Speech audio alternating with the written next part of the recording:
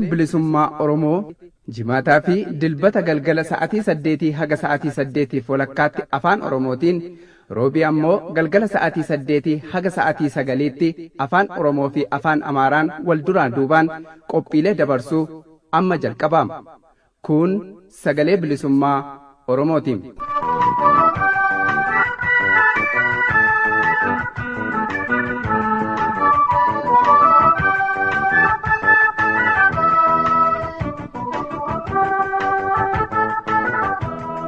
Kabajamtoota dhaggeeffattoota keenya akkam jirtu sagalee bilisummaa Oromoo sagantaa afaan Oromoo irraa tartiiba qophiilee keenyaa irraa isin beeksisuun haga xumura sagantaa keenyaatti kan isin faana turu Anayyaantuu Bulchaati. Mataan qophii keenyaa oduudha. Waldhabbii abbootii gadaa Oromoo gidduutti uumame irratti gaaffiif deebii barreessaa gamtaa abbootii gadaa Oromoo abbaa gadaa Tuulamaa Goobanaa Hoolaa waliin goone oduttaan sun isinii dhiyeessina. Hiriira guyyaa irraa magaalaa Amboo keessatti qeerroon yaamame akkamitti akkaafe ilaalchisuun qindeessitoota hiriirichaa keessaa namoota lama waliin gaaffiif deebii taasifne ammoo xumura qophii keenyaa irratti qabannee dhiyaanna. Hundumaa haga xumura sagantaa keenyaatti akka nu faana turtan isin afeeraa amma gara oduusaa kanaaf qabnuttan isin ceesisaa waliin turaa.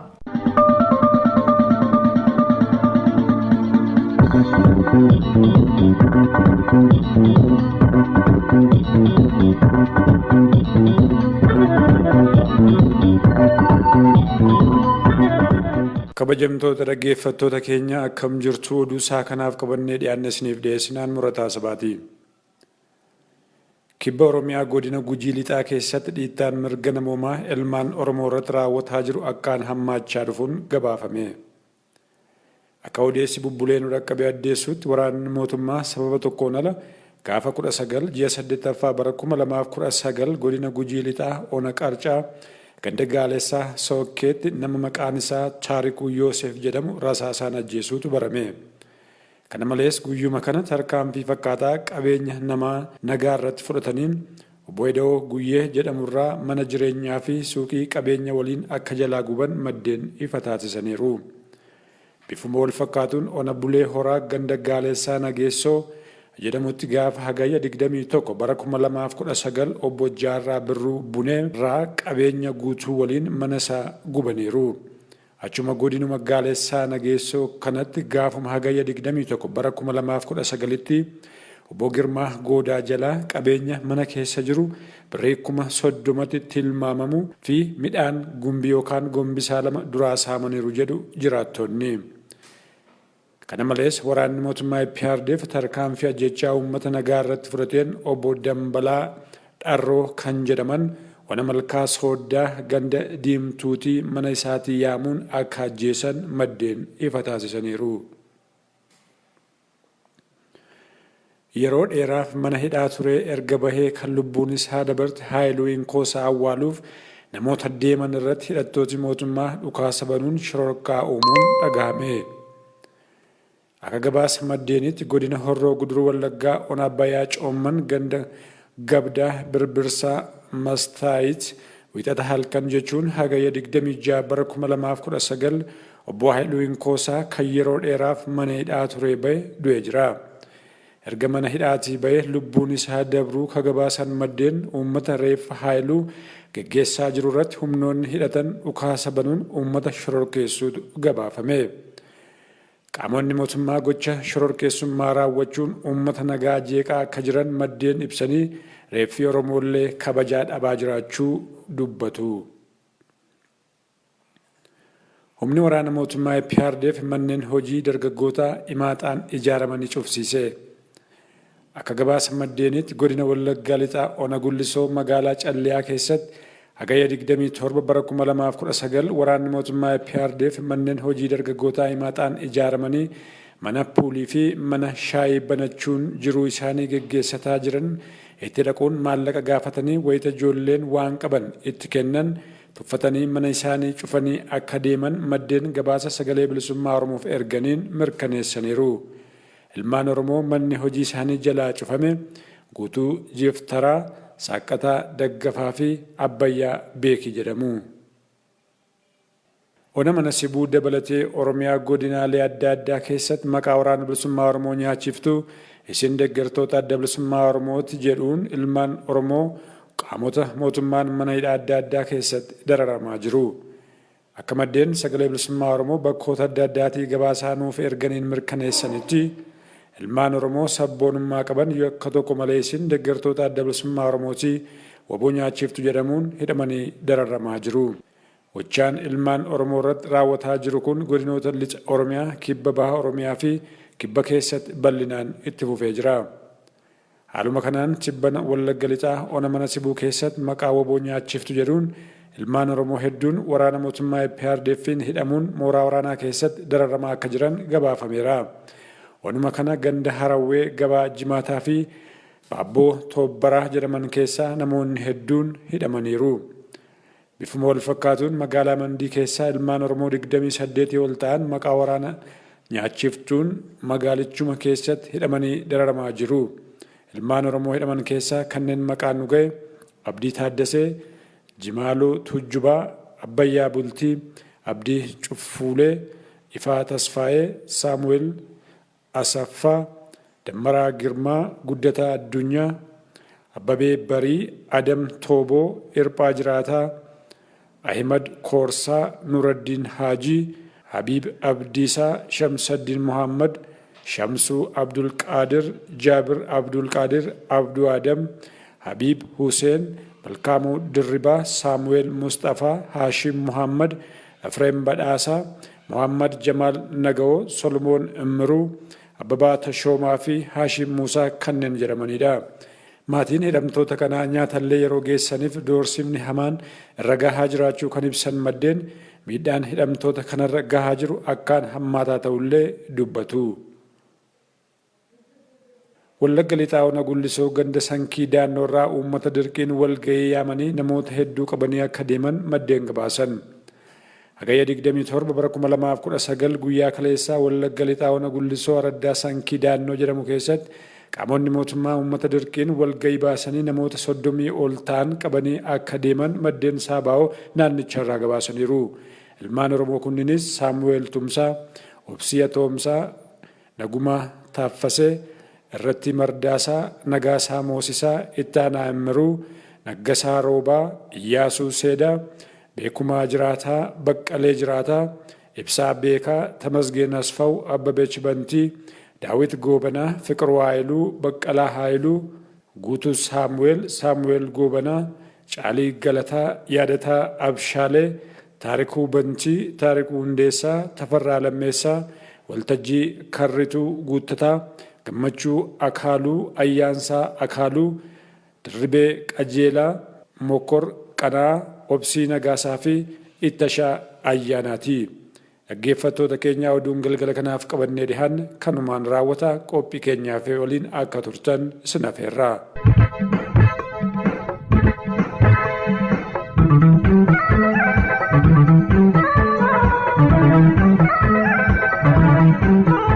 Dhaggeeffattoota keenya qophiin keenya oduun eegaleen mallee akkuma itti fufeetti jira. Jalqabarra akkuma isin beeksifne waldhabbii abbootii gadaa Oromoo gidduutti uumame irratti gaaffiif deebii barreessaa gamtaa abbootii gadaa Oromoo abbaa gadaa Tuulamaa Goobanaa Olaa waliin goone qabannee dhiyaannee jirra faana bu'aa.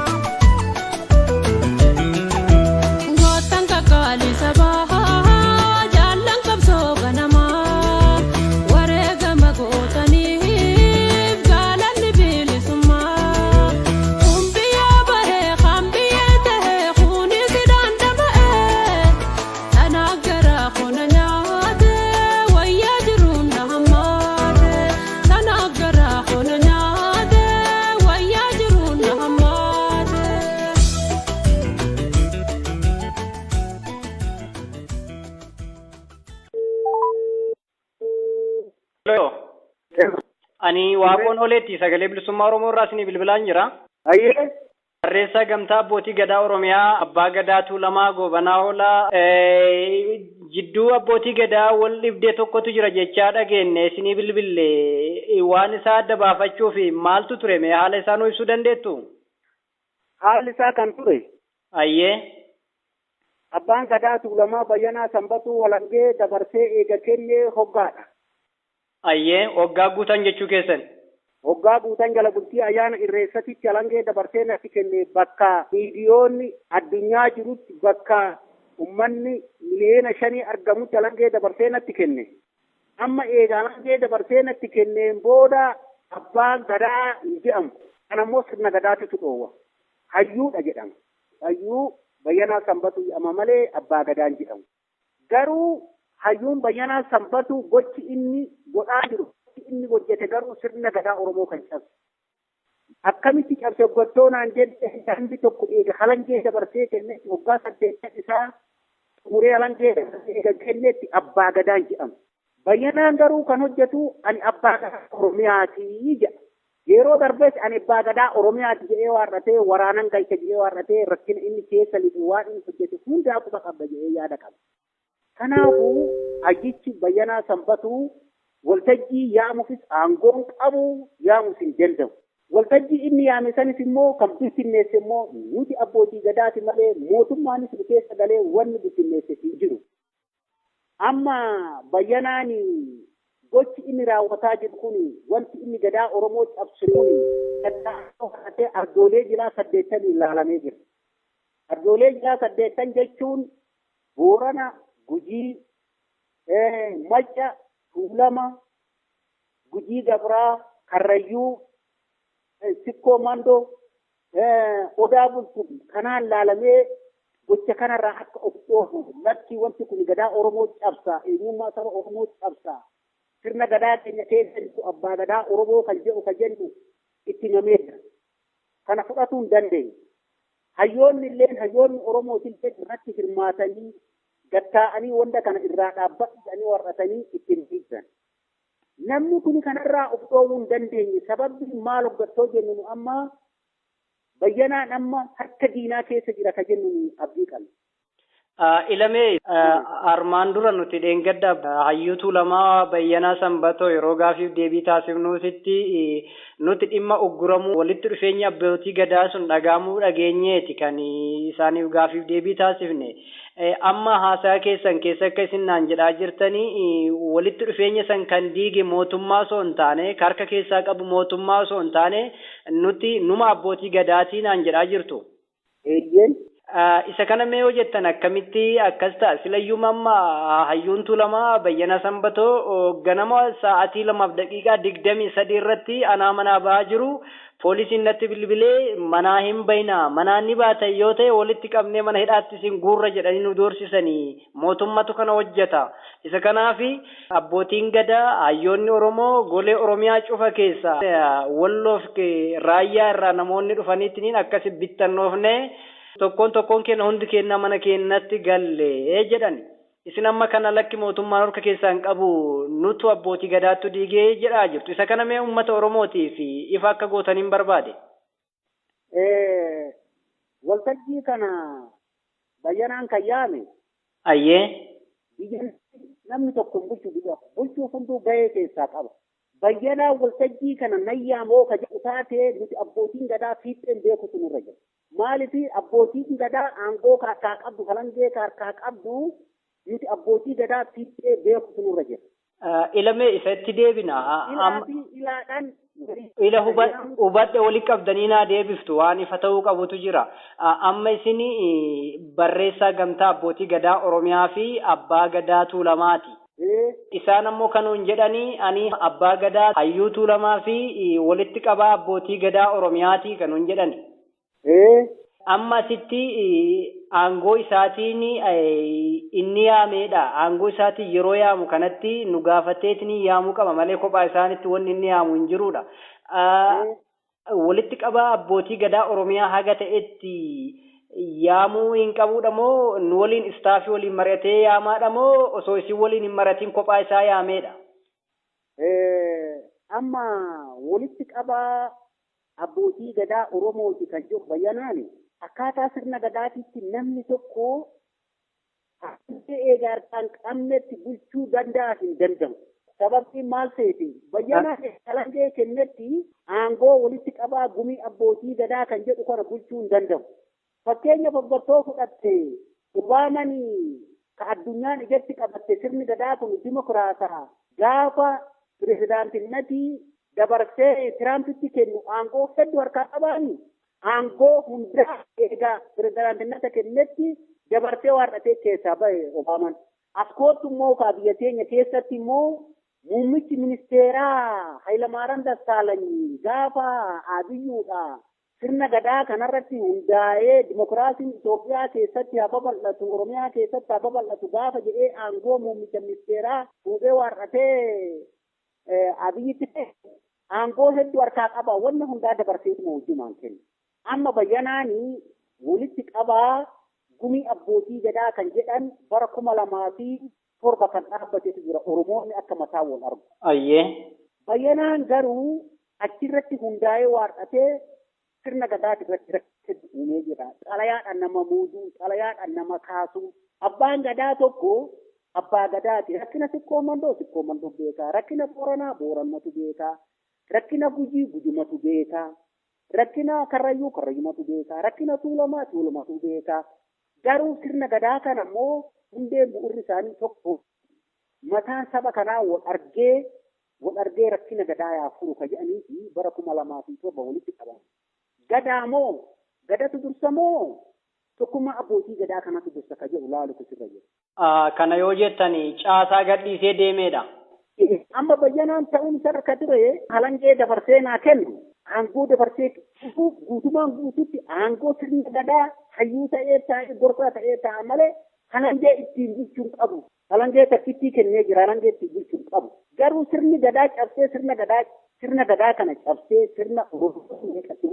sirna gadaa cabsee itti seene yoonaan jettan kana amma silayyuu hojii amma abbaan gadaa Tuulamaa beekamaadha. Alangee isinii kenneera baalli isinii dabarseera isintu bulcha abbaa gadaa Tuulamaa taatanii amma isaan ammoo hayyuu Tuulamaa ta'aniiti. Gadamoojjii bayanii akka jechuuti. Bakka kanatti dirqamni mataa isaanii maal ta'uu qaba? Maal gochuu qaba ture? Hojiin isaa silaa kana malee kanaa miti jettanii wanni isin naa ibsitan maali? Kana gochuu qaba. Dirqamni isaa maal ture? Dirqamni akka seera gadaati. Maal ture seeti? Dirqamni isaa kana ijaarutu isarra, kana gorsutu isarra ture. Kana godhaa yoo jette bayyanaan kana godhu ana na himateeti sagliitii yoo wajjiniin mana murtii godina Shawaa baasee dhaabee jira sirna gadaa cabse. Mootummatti isin himatu jechuudha. Hayyuun Tuulamaa Bayyanaa Sanbatoo sababa maaliif isin himatu? Maal waan gootaniif isin himatani? Sababni inni nu himatuu fi waajjirri gadaa Tuulamaa amma hin jira. Waajjira gadaa Tuulamaa kanaa eega Alangee nuu kenniteetti gaaddisa nuu kenni jenneen Oromoon safuun ol gaafata biiroo an jedhu.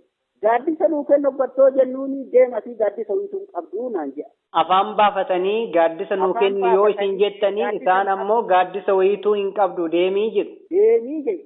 Maal ta'a jennee waarannee hayyuu Tuulamaatiin hayyoonni Tuulamaa kan gadaa kana qabdee itti rarraatee irratti tumamtee irratti sammuurratti jijjiiramee wanni barreeffamee jiru har'a hambaa nuun geesse hayyoonni Tuulamaa gadi keessee laalte. Yoo laaltee jettu itti murteessi. Murtoo kana fudhatu jira. Murtoo kana yoo fudhatu didee jiru maal goona kan jedhan amma gaddeebi'anii gatta'anii hoggattoo laalan. Bayyanaadhi korma tokkoo fi wayyaa 5 akka adabamu itti murteessan. Murtoo kana kan laatu eenyu amma?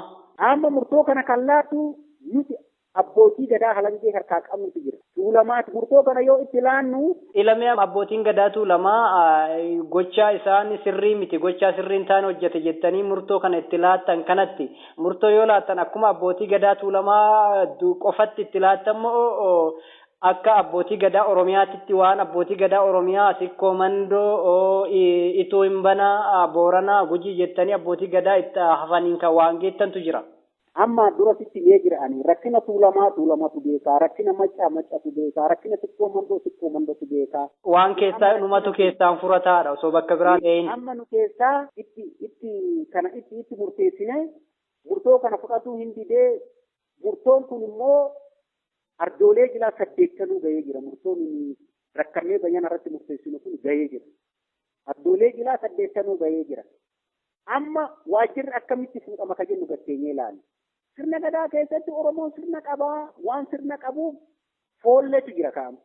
Foolleedhaan saaqamee haa kennamuuf waajjirri ka jedhan hayyoonni qopheessee murteessa. Seerumaan ta'anii irra mari'atanii ilaalameen jechuudha. Gaafa nu foolleedhaan waajjira kana saaqnee fudhannu waajjira kiyya cabsanii na saaman jedhee waratee birrii 500,000 mana murtii godina shawaa baatiitti nu himatee nu deebiitti hin kennu jennee didan. Darbe maa halangeellee kennaniiru baalli dabarsanii kennaniiru akkamitti akkas jechuu danda'u? Amma bakkeen inni kana jechuu danda'uufi ani halangee tuulamaatan kenne malee halangeen tokkummaa abbootii gadaana harka jirtii ija. Dur immoo dur jirtiidhaaf battoo jettu dur hin jirre. Akka silaa caaseffama sirna gadaatitti amma abbaa gadaa tuulamaa ta'uu fi walitti qabaa gumii abbootii gadaa Oromiyaa ta'uu keessatti yoo baalli asii dabarsee abbaa gadaa tuulamaa isa haarayaatiif kenne isa sanillee gadhiisuu qabatu waan akka seera akkasiittu jira heera akkasiittu jira moo gadi lakkisee jira. Akkamitti gadi lakkisee gottoo jettee ardooleen jilaa 8 akkasumas walgaanii warratanii ardooleen jilaa 8 walgaanii bakka namni 300 jirutti innis waamamee ufuu didee bakka miidiyooleen jirutti bakka buufatanii jiran gamtaa abbootii gadaa bakka buufatanii jiran. Gamtaa abbootii gadaa eenyu bakka buufatanii Jiloo Maandhoo walitti qabaa Kuraa Jaarsoo itti aanaa ani goobanni hoolaarreessoo barreessaa gamtaa tuulama keessaa akkanatti bakka buufatanii jiran. Kana immoo inni fudhatu. Kana jechuun bakka isaanii kana namni seeraan taa'ee hojjetaa jiru Jiloo Maandhooti jechuudha. Jiloo Maandhooti dura taa'aadha. Jiloo Maandhoo abbaa gadaa Gujii walitti qabaa gamtaa abbootii gadaa Oromoo. Kanaaf amma walitti qabaan gamtaa abbootii gadaa Oromiyaa Hayyuu Tuulamaa Bayyanaa Sanbatoo osoo hin taane Jiloo Maandhoo abbaa gadaa Gujiiti jechuudha. Eeyyeen. Mee amma gara duubaatitti sin deebisa. Silayyuu amma komii keessan fixachuuf jecha walitti dhufeenyaaf isa deemaa jiran hin ugguranidha. Inni Hayyuun Tuulamaa Bayyanaa Sanbatoo dheengadda kan nutti himanii. Isin ammoo akkuma duratti naa ibsitanitti isa kana mootummaan keessa seenee kan fashalse osoo hin taane nuti abbootii gadaatti waan kana akka diigamu taasiseedha. Isa kanaaf silayyuu nageenya abbaan gadaa dabalatee akkasumas hayyuun gadaa tokko nagaya fedha nageenyi kan waaqaa lafaati biyyi kun nagaa barbaaddi eega nagaa wali araaramuuf deemtanii isin sababni abbootiin gadaa nagaa san diddanii addaan diidaniif maali isa kana maal nuun jettu isin? Hayyuun Bayyanaa Sanbatuu fi sirna gadaa cabsee itti seeni malee walitti qabuu hin danda'u siin jira. Sababbiin maal hoggattoo jettee ardii eebbiseenuu kennee jira, araddaa eebbiseenuu kennee jira, biyya eebbiseenuu kennee jira, tulluu eebbiseenuu kennee jira, malkaa eebbiseenuu kennee jira, galma eebbiseenuu kennee jira, halangee eebbiseenuu kennee jira. Wanta takka sirna gadaa keessaa qabu. Inni immoo sirna gadaa caccabsee sirna gadaa kana laaffisuu fi kan reefu sirni gadaa kun reefu dandamataa jiru balleessuuf kana kan godhaa jiru. Amma mee isa itti deebina. Amma waan tokko keessaan qabu yoo naan jettan garuu akkuma duratti jennetti eegaa baalli dabarseetiin hin kenne hayyuu ta'ee isin gorsuu isin utubuu isin ijaaruu rakkoon jiru hanqinni kana muuxannoo jiru narraa fudhadhu muudannoo kanarraa ammoo of eeggadhu jedheetiin isin gorsee sirni gadaa kun bifa sirrii ta'een akka tarkaanfatee uummata kana ceesisuuf isin waliin hojjechuu ni danda'ami? Eeyyeen hin danda'amu. Sunis ammarraa mulqamee jira. Sababa isaanii sababa maaliitiif irraa mulqama amma sun? Sababa inni sirna gadaa cabsee irraa mulqamee jira hayyuu ta'ee itti. Isa kana akka abbootii gadaa Oromiyaatti wanni wal geettanii mari'attanii waa'ee isaa irratti murtii tokko dabarfattan jira akka abbootii gadaa Oromiyaatti akka abbaa gadaa Tuulamaa qofa osoo hin taane. Akka gamtaa abbootii gadaa Oromootti durumas gamtaan abbootii gadaa Oromoo kun mataa wanti wal argeet rakkina Oromoo rakkina gadaa Oromoo furuu fi kan wal argeet yeroo duraatiif wal argee isa waamee homaa deebii dhabee jennaan homaa kallattii dhabee jennaan kadhatee dadhabee jennaan gattaa'ee waaqatee hanga aangoo irraa mulquu hanga Oromoo keessaa baasuu hanga ilma isaa haga jiruuf jireenya hawaasa kana muluu gattaa'ee waaqatee gamtaan abbootii gadaa tarkaanfii irratti fudhatee jira. Kun immoo garagalchi immoo waajjira keessan ga'ee jira. Wanni OBN inni gahee jira garagalcha. Ayyaa ta'u ka amma dheengadda ka silayyuu mee ammallee duubumattis hin deebi'a maafi wanni kun qulqullaa'ee uummata Oromootiif ifa ta'uu qaba wanni nullee isinit deddeebinee gaaffii isin gaafannuufi gamtaan abbootii gadaa Oromiyaa waan kana waliigalee akka inni badii balleesse hubatee waan ta'uu qabu murteesseera naan jettan inni garuu dheengadda haga kunnoo Walloo irraa Raayyaa irraa uummanni dhufee erga as gaheetiin gara iddoo walgahinsaa itti deemuuf geenne nu harkaa mootummaan fashalseedha. Erga hubatan ta'e namni maaliif tokko mana isaaniitii fageenya kiiloomeetira meeqaa irraa baheetiin hin dhufuu danda'e erga haala rakkoon jiraachuu isaa hubatanii maaf dhufan. Amma yaamuun danda'u siinji'ee jira aangoon qabu siinji'ee jira saba Oromoo gurraacha saba kabajamaa fi saba jaalatamaa kana homtuu cabsee hin danda'u garuu waliin rukutu saba Oromoo kana. Lafee sattawwaa beektaa qaccina isa Amaarinyaan jedhamu waan feetinoo qaxaqatte hin cabu waliin horkutte garuu hin ergama isaa san fiixan baasuuf uummata Oromoo walitti buusuuf ta'a malee ergama isaa san ergama diinni itti kenne uummata Oromoo waliin waraabsisuu fi rukutuu fi uummata fayyaalessa kana manaa baase malee sirna gadaatii manaan baasu. Kanaafuu guutumaan guututti sirna gadaa hin caccee balleessee jaamsee jira. Meetti deebina waltajjii san dhufuu fi uummanni golee Oromiyaa hunda keessaa dhufee walitti qabamee rakkoo abbootii gadaa jidduu jiru kana furuu fi jalqaba ammoo heeyyama gaafanneerra mootummaan nu heeyyameera biiroo aadaaf turizimii gaafanneerra kantiibaa magaalaa Bishooftuu gaafanneerra bulchiinsa magaalaa Bishooftuu gaafanneerra nu heeyyamaniiru jedhu. Egaa akkas ta'e biiroon aadaaf turizimii akka gaafatamummaa waan san gaafatee heeyyama argachuu kan qabu isin ture. Biiroon aadaaf turizimii akkamitti heeyyama san kennuufii danda'e? Sirni gadaa kun hambaa addunyaa ta'ee galmaa'ee jira har'a addunyaa harka jira malee Itoophiyaa yookaan Oromiyaa harka hin jiru. Sirna UNESCO irratti galmaa'ee sirna hambaa addunyaa eegaa jirtu. Har'a aadaaf turizimii wanni isa galchin jiru mootummaas wanni isa galchin jiru. Bakkee mootummaa wajjin hojjennu sin jira. Mootummaa wajjin hin hojjenne bakkee sirna gadaa keenya itti kabachiifanu sin jira. Kan eeyyameefi maanu dhoowwuu dadhabe mootummaarra mootummaan eeyyameef kijiba kun. Kun kijiba mootummaa eeyyamuufis hin danda'u.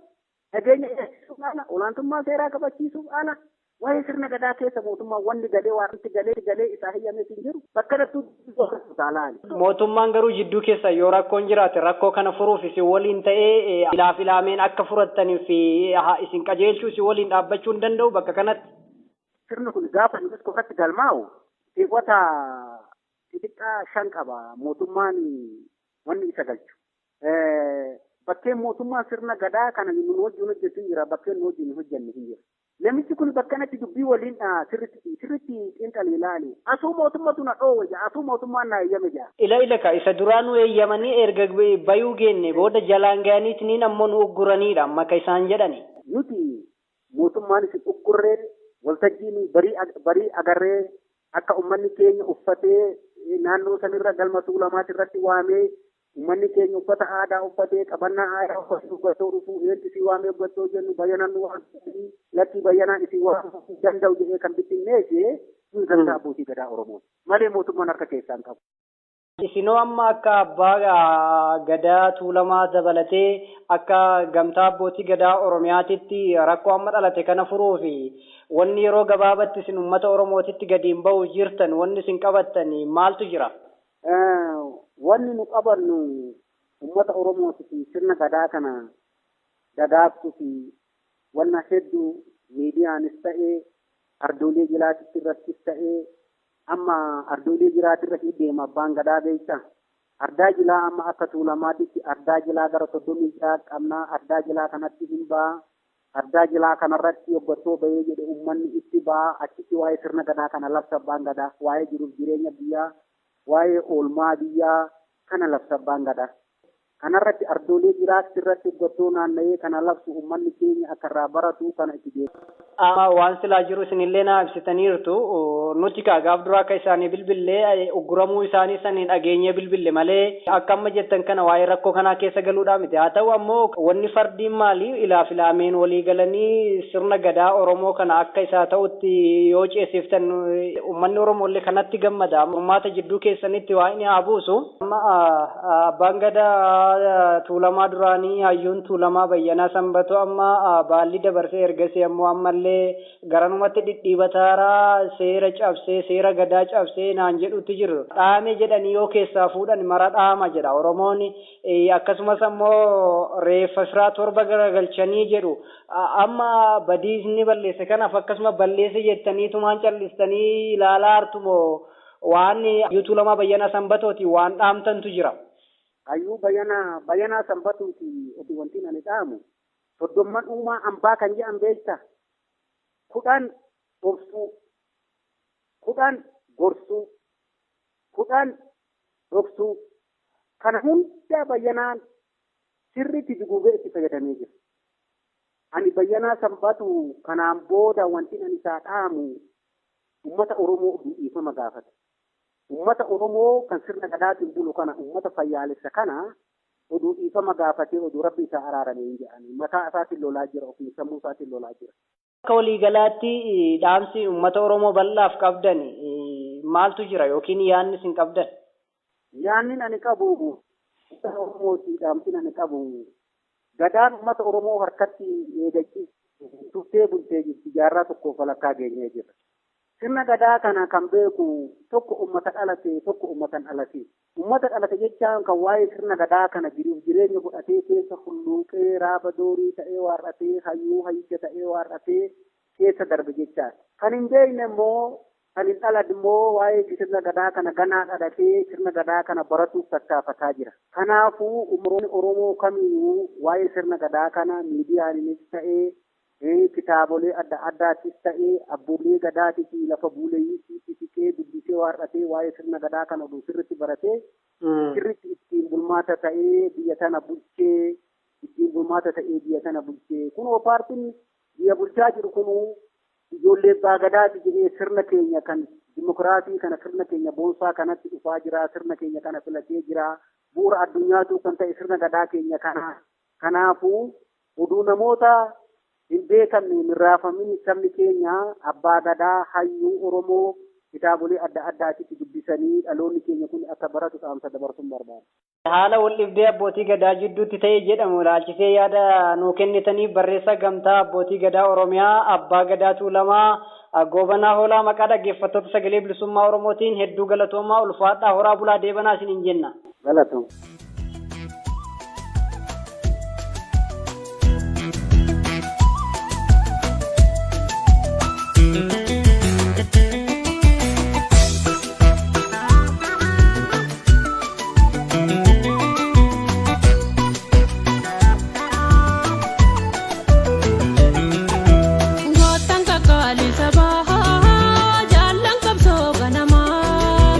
Wareegama gootaniif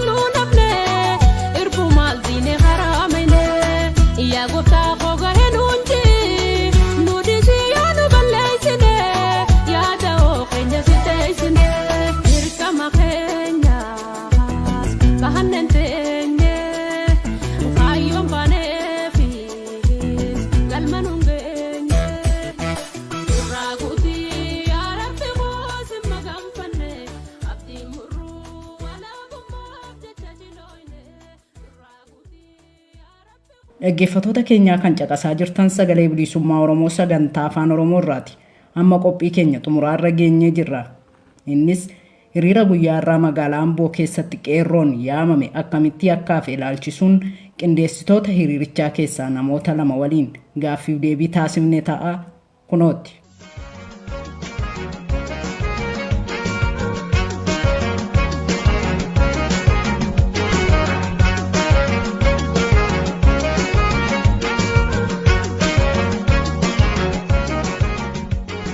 Ayyee akkam ooltani? Nagaa fayyaa. Eenyu isiniin jedhu? Ani Guutaan jedhama.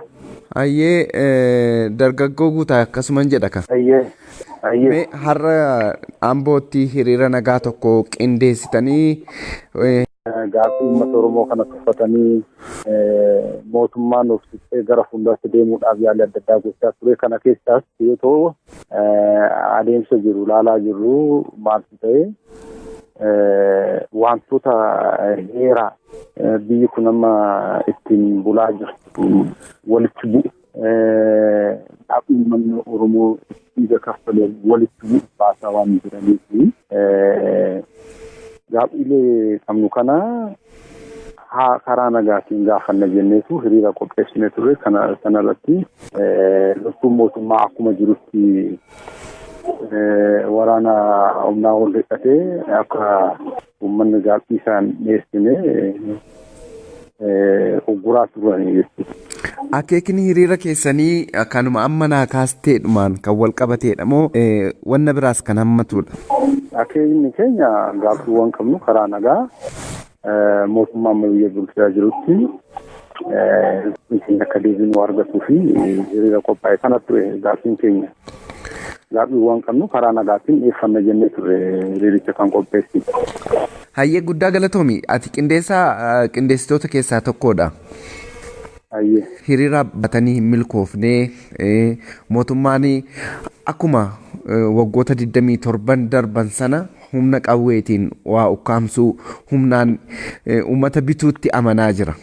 Kuni garamitti nu geessa jetteeti kan ati amantu? Garitti nu geessu nuti abdii harkaa guddaa kaffalaa turre mootummaa kana amma maasaraa mootummaatti kan galche qabsoo abbaa ilmi darbee uummanni Oromoo harkaa guddaatti kaffalee galmaan ga'uudhaaf karaa nagaatiin wal hubannoodhaan irra wayya jenneetu obsine otoo eeggachaa jirru mootummaan kun gaaffiiwwan keenya harsaatti kaffale sana deebi'ee humna qawweetiin ukkaamsuutti deema waan jiruufi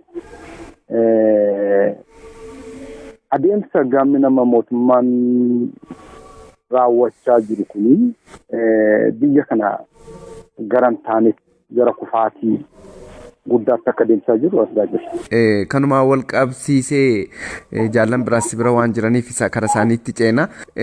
Wanni si gaafachuu barbaadu asirratti amma qaamonni tokko tokko kan isaan jedhaa jiranii hiriirchuma sanaayyuu namoonni yaamanii hiriira kanneen nageenya biyya kanaa hin barbaannedha. Nuti amma biyyi kun biyya mootummaa Oromootiin bulaa jirti. Biyyi keenya nuti wal bilisoomne irraa nagaa qabna.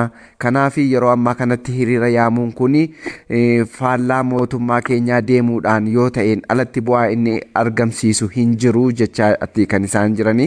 Kara biraatiin kan naannoo Oromiyaa kanarratti malee bakkoota biraa irratti amma fakkeenyaaf naannoo Amaaraatti kalee dheengadda kanallee meeshaalee seeraan alaa kara biyya alaati atu kara biyya Sudaaniiti osoo kara biyya kanaa seenanuu qabamanii uummanni nutu qabatee ni qooddannaayyuu jechuudhaan kan bahee hiriiraa jiru. Bakka naannoo biraatti sadarkaa kanatti deemamaa. Naannoo Oromiyaatti hoggaa deebinu garuu naannoo Oromiyaa keessatti garuu uummanni mirga isaatii hidhaa ajjeechaa kanneen kan kanaan duraa caalatti isarratti raawwatamaa jiru mormuudhaaf hoggaa inni bahe humna waraanaatiin akkana ukkaamsuutu jira. Hidhuu dararuun ammas bal'inaan itti fufee jira. Kanaaf mootummaan kuni dhuguma mootummaa Oromoo yoo ta'e kara ummataatti deebi'ee sammuu nagaadhaan ummata akkuma gaafa sana jedhanii dimokiraasii bal'isanii uummanni Oromoo daandii kanarratti sagalee isaa sirnaan dhaggeessifatee rakkoo qabu bahee dubbatatee akka furmaata isaatii fi qaama dhimmi ilaallatu gaafatuuf maal gochuu qaba jetta qaamni mootummaa. Uummanni Oromoo immoo maal godhu keessattuu qeerroo bilisummaa Oromoo maal gochuu qabu jettamee gabaabumatti toonaa keesse. Duraan dursee mootummaan kun mootummaa Oromoo biyya bulchaa kan jedhu kana fudhataman qabu. Yeroo bilisummaa Oromoo biratti. Qabsoo gaggeessaa turre biyyi kun hin diigamsiisu ta'e mootummaan kun kufaatii isaa diigamuu isaa eega argee booda warra afaan Oromoo dubbatuu fi an Oromoodha fi jedhu bakka buusee gaaffii uummanni Oromoo gaafachaa ture sirriidha. Karaa nagaatiin deebi'aa argatu. Ce'umsi mijatee karaa ce'umsa kanaatiin hundi hirmaatee karaa nagaatiin manni baay'ee falatu kan jedhu obsinee dhaggeeffanne malee mootummaa Oromooti kan jennu filannoon sirrii ta'e hunda kan hirmaachise haqaa bisa kan gaggeeffame uummanni Oromoo gaafa abbaa fe'een filate mootummaa Oromooti jedhe. Nuti qabsoon keenya Oromiyaa wal bataate hireen murteeffannaa uummata Oromoo karaa diimokiraasii deebii akka argatu gaafatamaa gaaffii sammuu qawweetiin waan ukkaanfamaa ture lafarraa badaa tures ijaarumsaan qeerroon bilisummaa Oromoo gaaffiimmaan Oromoo waggoota hedduuf gaafata akaakayyuu abbaarraa ilmatti darbe galmaan gahuuf qabsaa ture. Kaayyoo biraa hin qabnu. Kaayyoon kun galma hin geenye. Deebiin ilmaan Oromoo gaafachaa turan waadaa galame malee hin deebine. Gaaffiimmaan Oromoo gaafachaa ture. Gama tokkoon ni deebisna jechaan harka lafa jalaatti mootummaan abbaarree aangoorra jiru fidoon kun of ijaaree warreen dura saba kanaa miidhaa ture yakkamtoota ijaaree aangootti kennee bakka jijjiiree afaan inni Oromoo ilmaan abbaa gadaatti jechaa karaa lafa jalaatiin of ijaaree maallaqa qabuun humna meeshaa qabuun qabxii uummata kanaa sadarkaa kanaan ga'ee harkaa buutuu filannoo dhufu korojoo haatanii umurii isaanii dheerachuuf deemaa jiru kan argaa jiranidha. Kanaatiif gaaffiin nuti gaafachuudhaaf qophaa'aa ture qabsaa'ota Oromoo aarsaa guddaa kaffalanii umurii isaanii itti dabarsanii qabsoo kana dhangaan mana mooraa waraana adda addaa keessatti dararamaa jiran qeerroo bilisummaa Oromoo qabsoo kanaaf akka kaffalatu jijjiirama qaanqaan argamte kanaan dhugaan akka jirutti kaambii waraanaa adda addaa keessatti mirgi namummaa mirgi diimokiraasii qaban sarbamanii dararaa guddaatti tajaajilaa jira. Karaa tokko diimokiraasii jiru karaa biraatiin immoo warra qabsaa'ota kana Oromiyaa keessaa balleessaa jiru. Kun nurraa dhaabbatu. Karaa biraa qormaata kutaa 12 bara kana kennan irratti hiriirina as keessatti galee ilmaan Oromoo doomsuudhaaf qormaanni hatame warreen faallaa Oromoo ta'an akka darban godhanii sabni Oromoo qaroon boru biyya kana bulchu akka duubatti hiriirratti xaxame nurraa haa dhaabbatu deebina tokkummaa nuuf kennamu waraanni mootummaa hidhatee ummata nagaa ummata keenya lixa Oromiyaa Gujii Boorana irratti bobba'ee qabeenya uummataa barbadeessaa jiru, uummata saamaa jiru, uummata dararaa jiru, mirga diimokiraasii, mirga namoomaa isaanii sarbee humnaan qabsoo uummanni kun gaafatu ukkaamsaa jiru akka dhaabbatuu fi humni ittisa biyyaa mooraa isaatti deebi'ee karaa nagaatiin araarri bu'ee Oromiyaan biyyi kun akka nageenya argatu kan kana fakkaatan gaafachuu fi hiriira kana qopheessinee turre haa ta'u malee hiriira sun immoo humni karaa nageenya mootummaa eegsisu kunii fi humni mootummaa hidhate qophaa'uudhaan daandii magaalaa Amboo keessa jirtu bakka hundatti meetira 5 irratti walirree dhaabbachuudhaan humnaan ijoolleen kun akka gaaffii qaban hin dhiyeessine ogguree jira bittinsee jira. Kanaaf gaaffiin keenya gara fuulduraattis itti fufaa hin dhaabbatu kaleessas hin dhaabbanne har'as hin dhaabbatu mirgi diimokiraasii walqixxummaa afaan Oromiyaa keessatti amma bu'utti gaaffii uummata Oromoo gaafate karaa nagaa deebi'an argatutti qabsoon keenya itti fufaa jechuudha. Aloo eenyu maqaan kan keenyu siin jedhu? Sabaan boonnaan jedhan. Ayyee sabaan boon mee guyyaarraa hiriira nagaa gaaffii kee karaa nagaatiin gaafachuudhaaf baatanii humna qaama hidhateen mootummaan isinitti erguudhaan akka uggurameedha kan jaalli ammanaa kaase. Mee akka kanaan haga yoomiitti sagalee uummataa ukkaamsuun danda'ama jettee amanta?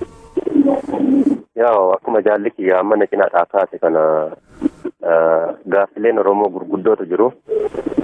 Qeelloon bilisummaa Oromoo gaaffii hedduudha kan gaafachaa ture. Qabsoo Oromoo keessatti har'a mootummoota ilmaan abbaa gadaa ta'anii biyya bulchaa jiran kan afaan waraabeyyii keessaa baasee gara mootummaa ta'utti kan fide isaanidha.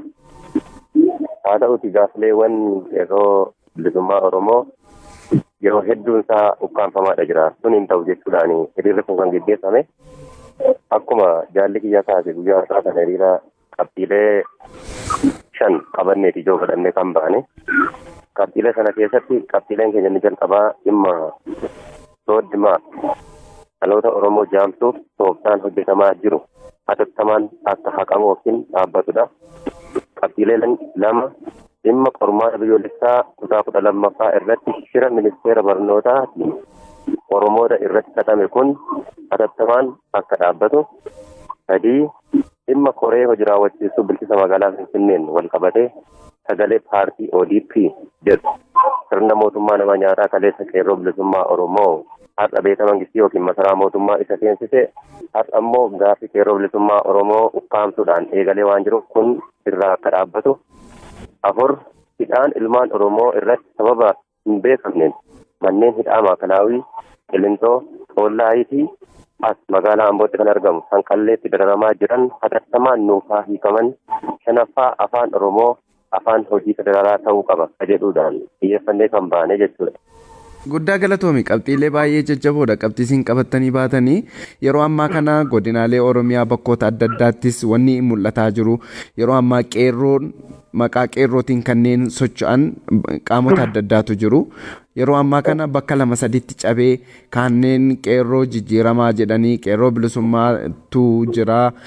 Kanaafuu shirri qaamni mootummaa waan kana gochaa jiru akka humna dargaggoota Oromoo kana cabsee akka isaan tokkummaadhaan mirga isaanii hin gaafanne taasisuudhaaf. Kanaaf qoqqoodamiinsi kun akka hafuudhaaf ati akka dargaggoo Oromoo tokkootti maal jetta? Gaaffii sirriina gaafatte jaalatiyyaa yeroo ammaa kana mootummaa nama biyya bulchaa jiru kan ilma abbaa gadaati jedhee qabsaa'ota Oromoo sabboontota Oromoo kaleessa isaan gara masaraa mootummaatti ol isaan galchee hedduu isaanii maallaqaan qabateet ani qeerroo bilisummaa Oromooti jedhee bifa odeeffannoo guuruuti yookiin deninnatii jedhanii yeroo hedduu uummata keessa gadi facaasanii summii uummatatti ta'anii jiru. Haa ta'uuti guyyaa kana uummanni Oromoo hirribe malee inni ka'eessa daandiitti bahee mirga isaa falmaa ture har'as hin duune hirribe hin rafne waan rafetti fakkaate. Fakkeenya guddaa kanan sii kaasuu danda'u asirratti fakkeenyaaf gaafa mootummaan har'a biyya bulchaa jiru masaraa mootummaa galee addabaabayii masqalaatti hiriira nagaa Dr. Abiyyi deeggaruuf jedhanii waamanii naannolee Itoophiyaa salgan hammam akka ba'an agartaniifi jirtu. Gaafa addi bilisummaa Oromoo galu immoo addabaabayii masqalaatti Oromiyaa tokko qofaarraa hammam akka iddoo sanatti argaman eenyuuf gaaffii mitiifi. Qeerroon bakkee sanarratti argame sun rafeetii hin jiru. Ammas dhumarratti kanan siif kaatu mootummaan kun dhuguma uummata isaa faana walii galee jira yoo ta'e gaaffii uummata Oromoo tokko tokkoon deebisuu qaba. Qeerroo bilisummaa Oromoo mara faana hiriiruu qaba kan jedhudha. Fayyaa ta'ii wanni biraa wanni itti dabalu yeroo ammaa deeggartootni ABO miseensonni ABO keessattuu sabboontonni ilmaan Oromoo maqaa isin deeggartoota shaneetii waraana bilisummaa Oromoo nyaachiftuu waliin jirtuu hiriirtu jechuudhaan hidhaan baay'ee yeroo ammaa kan babal'atee jira. Har'uma guyyaarraayyuu gincirraa ijoolleen hidhaman ni jiru. Kanarratti hundaa'uudhaan wanni nuun jettu yoo jiraate. Ayyee dhugaaseedha maali? Waan hedduutu jira. Hidhamtoota siyaasaa jedhanii humna waraanaadhaa fi waraana jedhanii yeroo hedduu waan isaan raawwatan ni argaa jirra. Haa ta'uuti manni qabxiilee keenya afaffaarra keessa jiran illee achi keessa dhagannoowwan hedduutu jira akka qabxiitti kaasne. Dhimma sanaan wal qabatee waan inni kaasuu barbaadu. Mootummaan kun nageenyaan gara filannoo kanarratti gara bilisummaa Oromiyaatti seenaa yoo jedhe hidhamtoota siyaasaa humnoota waraanaati jedhanii fakkeenyaaf akkuma magaalaa kana keessa isaan deeggartoota abaawoti jedhanii iddootti isaan hidhan hedduun isaanii ni jiru. Kun yeroo ammaa kanatti sa'aatii amma irra jiru kanarratti itti abaluudhaa inni kun isa kanadha inni kun acha isa kanadha jedhee wal qoollifachuu osoo hin taane eenyudha Oromoodha osoo beeke kaleessa har'a mootummaa biyya bulchaa jiru kana sirna mootummaa nama nyaataa sirna mootummaa garboomfataa ilmoo ajjeesee haadhatti darbu har'a ofiidiyoo har'a aangoorra kan teessaa jiru qeerroo bilisummaa Oromoo osoo beeke qeerroo bilisummaa kana har'a adamsuu jechuun har'a wayyaanee kaleessaa irra jiraachuudha ni keessa. Kun har'a qeerroon bilisummaa Oromoo haa badan gatee ka'eeti jira. Bilisummaa isaatiif saba isaatiif yoomiyyuu kan dhaabbatudha. Addi bilisummaa Oromoo yeroo baay'ee godinaalee adda addaa keessatti fakkeenya sii kaasuu hin danda'as magaalaa Amboo keessaa uffata ol butanii lakkee ol butanii mudhii handhuura irratti yoo hidhan waraana adda bilisummaatti iddootti qabantu jira. Kun immoo hammam qabatamaadha. Kun uummataaf uummata walitti buusuudha. Kan jedhu sii kaasaa kun immoo nurraa dhaabbachuu qaba kan jedhu. Guddaa galatoomimee xumura irratti isin hunduyyuu wal hirkaa fuutanii wanna isin akka dhaamsaatti naa keessanudha. Gaafiidhuma tokkichan isin gaafadha. Innis yeroo ammaa kana dararaan uummata Oromoo irratti geggeeffamaa jiru akkaan hammaateeti kan inni jiru. Keessattuu kibba Oromiyaa godina Gujii Lixaa irratti yakki raawwatamaa jiru qaamota mootummaa hidhataniin yakki raawwataa jiru hedduu kan nama gaddisiisudha. Akkuma kana godinaalee Wallaggaa Arfan keessatti illee wanni fakkaataadha kan inni deemaa jiru. Maqaa waraana bilisummaa Oromoo maal jedhuun amma wanni deemaa jiru hedduu nama gaddisiisa. Godina Gujii keessatti qabeenya uummataa gubuu horii isaaniillee saamanii amma akka odeessa jiruutti sanqallee iyyuu geessanii achitti gara horii 400 oliiti akkuma nama hidhanu horiillee qabeenya namaallee saamanii fidaaranii asitti kunoo ugguranii jiru kan jedhullee odeessa adda addaatu bahaa jira. Kuni waan qulqullaa'u ta'ee wanni jechuu barbaade. Uummanni Oromoo oggaa inni tokko ajjeefamu inni kaan gamni biraa callisee taa'aatii jira. Kanaaf wanni kun wanni bishaan mataatti namme miila nanqatu akkuma jedhan inni hadha Gujii irra jiru Boorana dhaquun isaa nafu Baalee Arsii keessa seenuu ni nafu inni hadha Wallagga jiru borimmoo Karee Lubbaaboor godina Shawaa kanallee seenuun isaa waan hin hafneef uummanni Oromoo maal gochuu qaba isa jedhu irratti hundi keessan wal hirkaa fuutanii dhaamsa keessan akkanaa kennitan nu barbaada. Baay'ee tole gaaffii kee xumuraa kanarratti kenneen jaalala kana cinaa irratti hin dabarsa. Akka tamsaase yoo hidda muran tannachi dhiiga jedha Oromoon. Maal jechuu barbaadeni gaaffiin kee waan sirriidha. Gaafa ati Amboon rukutamu Harargeen hin teenye gaafa Harargeen rukutamu Wallaggi hin teenye. Haa ta'uuti gosti amma yeroo ammaa kana keessattuu lixaa Wallaggaarraa wal qabatee Kibbarraa wal qabatee godina Booranaarraa wal qabatee Gujiirraa wal qabatee ta'amaatee jiru. Baay'ee uummata mufachiiseeti jira.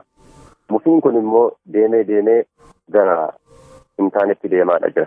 Har'a akka tammanaaf taasise hedduun isaanii baay'ee kan nama gaddisiisu kan nama ajaa'ibsiisu waraanni qaama biyya bulchaa jiru kun har'a guyyaa siviileffatee halkan adda bilisummaa Oromoo fakkaatee waan hin taane gochaadha jira. Hagallee baatii uummata wottaa baatee adda bilisummaa balaaleffadhaa jedhanitti ga'anii agareerutti jiru. Sun maalirraa ka'eeti ka jedhu har'aa adda bilisummaa Oromoo keessa maqaa gaarii qabu. Uummanni addabaabayii masqalaa handhuura Oromiyaa magaalaa Finfinneetti bahee simate godina Oromiyaa qofa keessaa hamma kana baay'atu waan beekaniif hagamaan adda bilisummaa duwwa jiru uummanni waan beekaniif akka adda bilisummaa jibbisiisuuf jecha mootummaan biyya bulchaa jiru kun humna isaa gadi diriirsee waan hin taane gochiisaa jira. Sun uummata Oromoo godinaalee Oromiyaa mara jiran keessaaf ifaa ta'etu jira. Uummanni Oromoo magaalaa Amboos ta'ee godinaalee Oromiyaa mara keessa jiran kan calliseef yeroo haa xiqqaatu har'a Dr. Abiyyi Oromoodha. Afaan Oromoo dubbataa hin beekna. Oromoo ta'uusaa garuu ani waan hin beekuu qabu. Haa xiqqaatu kaleessa waggaa 27 ormayyuu hin dandeenye maal uummata kanaaf dhaabbate. Hagam immoo uummata kanaaf hin dhaabbanne ka jedhu adda baasuuf callise. Amma garuu ejjennoo isaas galma isaas hunduu argee waan jiruuf kanaa booda qaamni amma biyya bulchaa jiru kun bakka nun bu'u haga gaaffii keenya nuuf hin deebisnetti haga Oromoof hin hojjennetti ka jedhudha. Uummanni Oromoo waan inni gochuu qabu yeroo kanarraa kaasee akkuma kaleessaa ilmaan isaa faana ba'ee mirga isaaf falmachaati ture. Har'a uummanni Oromoo harka lafa jalaatiin manneen hidhaa adda addaatti manneen hidhaa qofa otoo hin taane qabeenyi isaanii saamamaadha jira. Dhibba qofaatii miti godinaalee Oromiyaa hedduutti kan gochaa jiran kun gocha sirrii ta'uu dhiisuusaa hubatee akkuma kaleessa tokkummaadhaan ka'umsa isaa beekee galma isaa beekee daandii gubbaatti ba'ee harka isaa qullaa falmachaati ture. Ammas haga Oromiyaan walaba taatee of dandeessee dhaabbattutti hanga uummanni Oromoo bilisaan waan barbaade gaaffii mirga isaa saba isaa gaafachuu danda'utti ba'ee akka falmatu ergaa gosa guddaadha, dhaamsa gosa guddaadha. Keessattuu qeerroon bilisummaa Oromoo kaleessa har'a qaama mootummaa biyya bulchaa jiru kanas ta'e qaamota adda addaas ta'e mirga isaa kabachiifatee mirga namaa kabachiisuuf falma malee yoomiyyuu nama tokko miidhuudhaaf miti kan falmu. Garuu mootummaan kun har'a qeerroon bilisummaa Oromoo sababii mirga isaaf falmu bakkee adda addaatti akkuma tinaaf dararaan irra ga'e kun immoo gaafa uummanni Oromoo godina Lixa Wallaggaadhaa miidhamu iddoo kana teenyee ilaaluu hin qabnu waan ta'eef uummanni Oromoo akkuma kaleessaa gaafa Harargeen iyyu Amboo dhagaa ture gaafa Amboo iyyu Wallaggi dhagaa ture waan ta'eef sagalee keenya tokko taasifnee akka baanee mirga keenyaaf falmannu ergaa koo fi dhaamsa gosa guddaa isa jijoodha. Hayyee guddaa galatoomaa dargaggoota Oromoo magaalaa Amboorraa nu bilbiluudhaan yaada keessan nu laattaniif guddaa galatoomaa maqaa dhaggeeffattoota sagalee bilisummaa Oromootiin ulfaadhaa kabajamaan isiniin jedha. Hayyee ulfaadhaa isinillee.